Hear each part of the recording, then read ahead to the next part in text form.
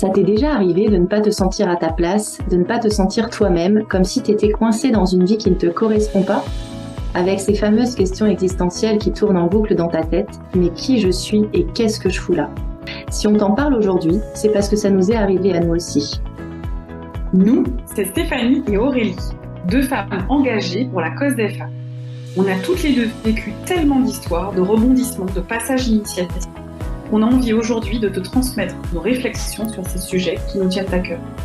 Et donc ce podcast, tu vois ce que je veux dire, c'est un peu comme une discussion entre amis pour te soutenir dans ton parcours de femme et t'aider à passer les caps.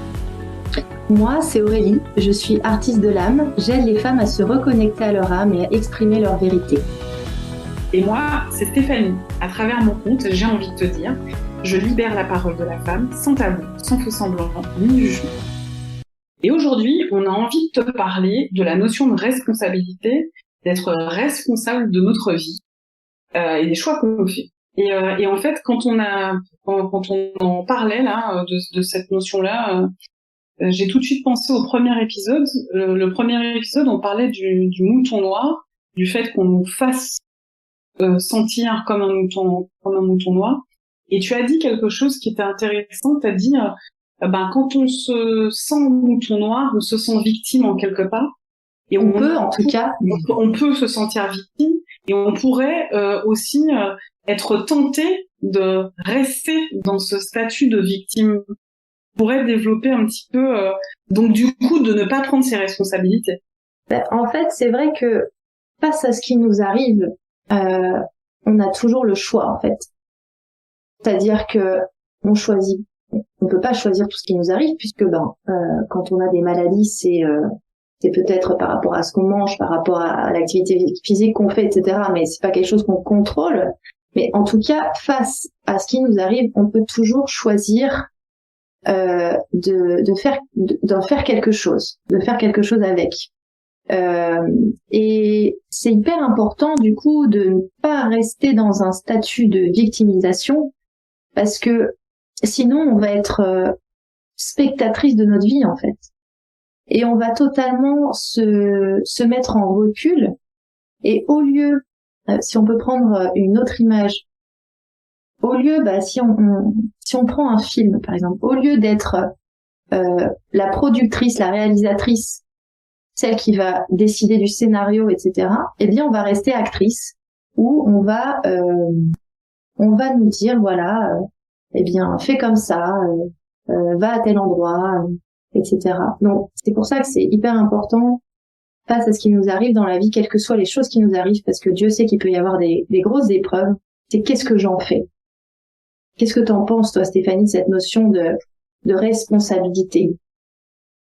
En fait, je suis d'accord avec toi dans le sens où on a le choix d'agir pour la suite. C'est-à-dire qu'on n'a pas le choix, on n'a pas toujours le choix quand on est victime d'inceste, d'abus, de violence, on a une maladie ou autre. On n'a pas le choix, c'est pas nous qui avons choisi. Par contre, on peut choisir ce qui va après. Et je parle même pas de cette notion de porter plainte. J'y suis même pas encore. Je parle de la notion de j'ai conscience de ce qui se passe.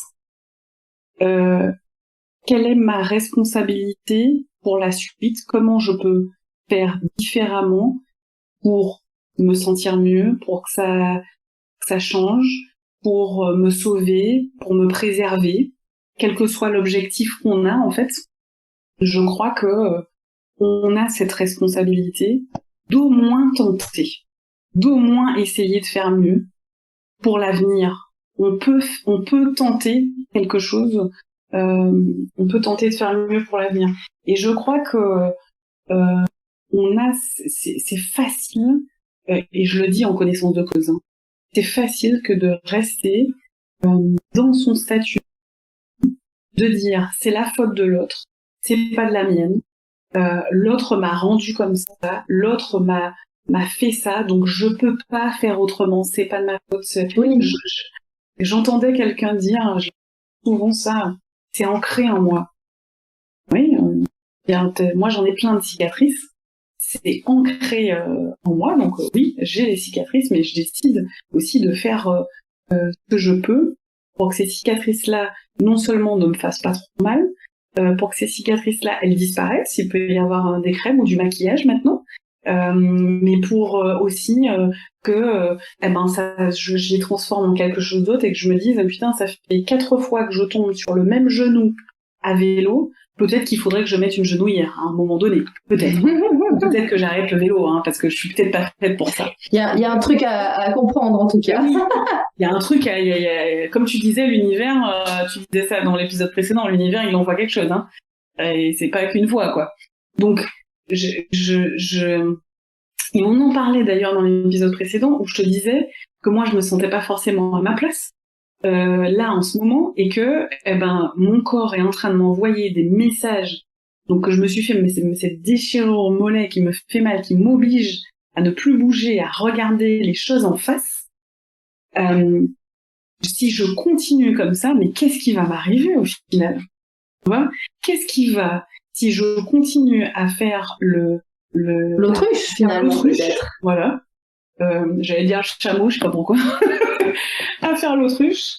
Qu'est-ce qui va se passer? Et moi, c'est vraiment ça qui me fait bouger. C'est bizarre, mais c'est la crainte de.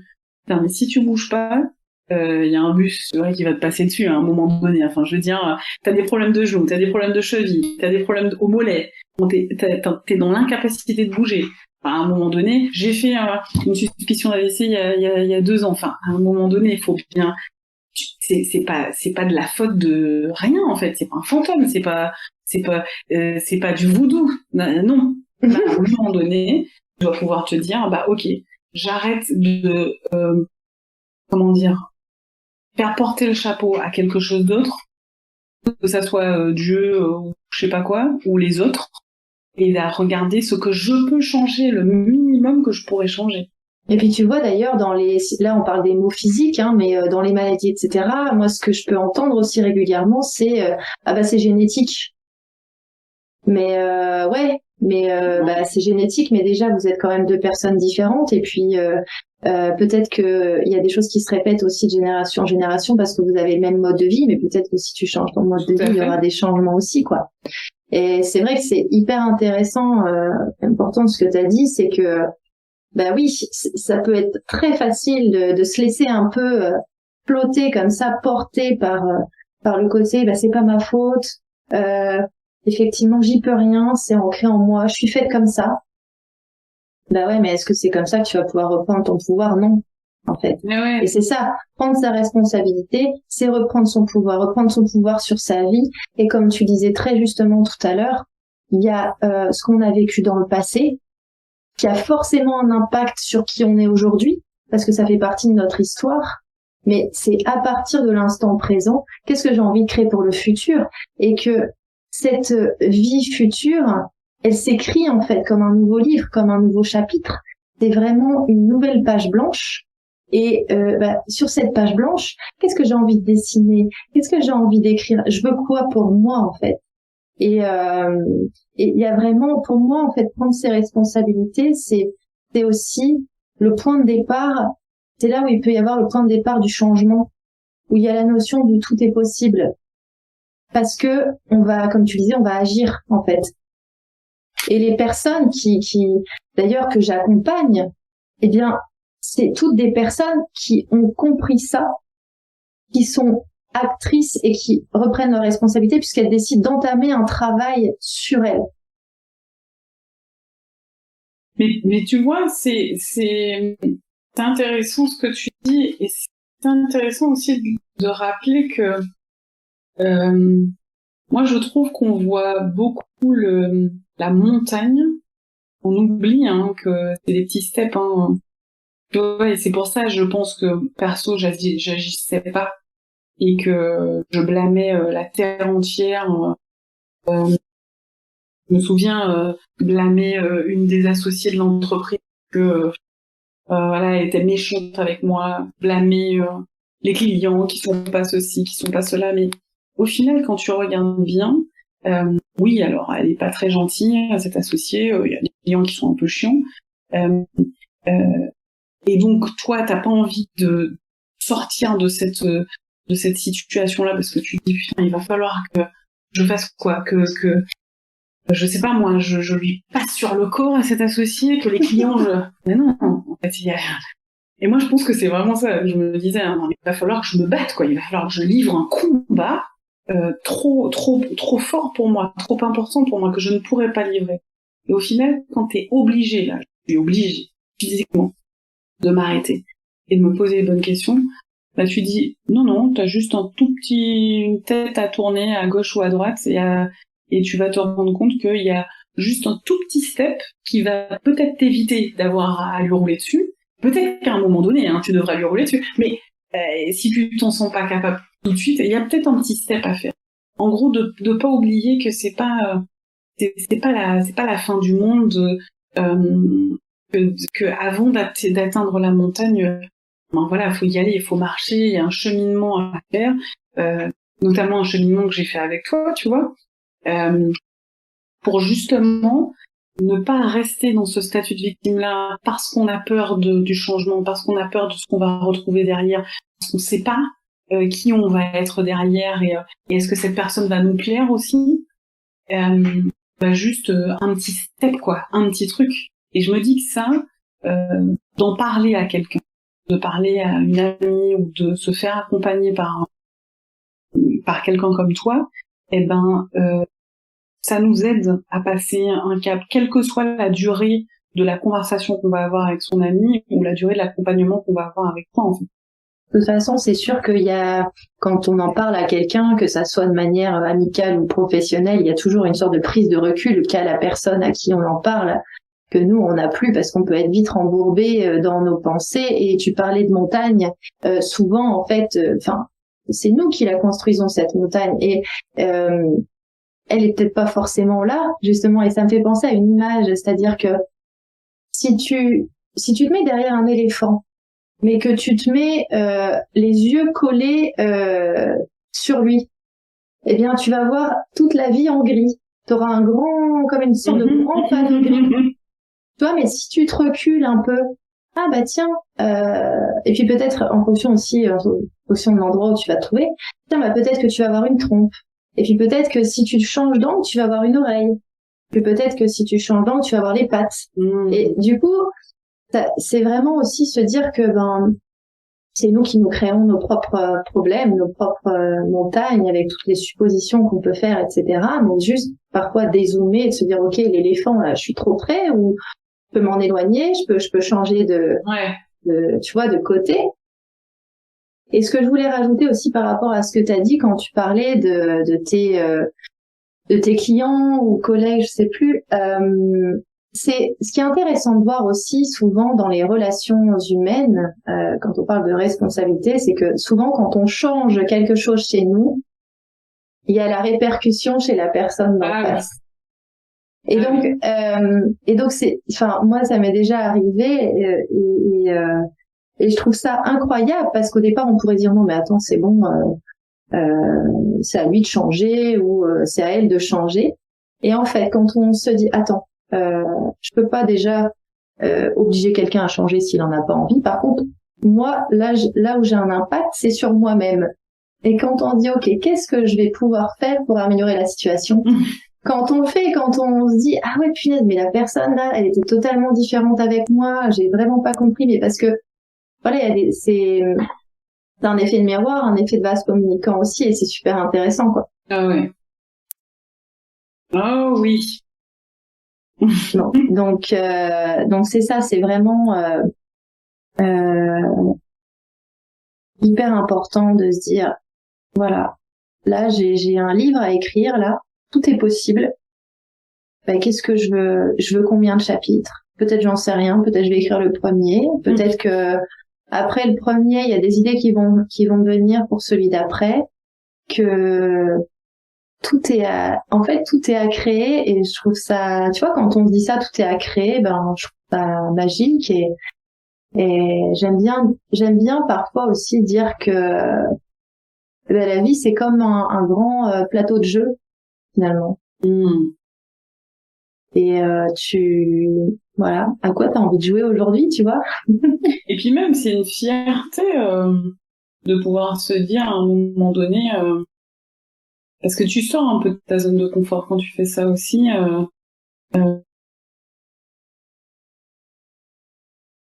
Quand tu sors de ce statut, on peut dire statut de fille, et que tu prends ta responsabilité, il y a une belle notion de fierté, tu vois. Mais derrière. carrément. Je dis souvent ça à mes collaboratrices, quand elles viennent avec un problème et qu'elles me disent Steph, il y a ça, il y a tel problème.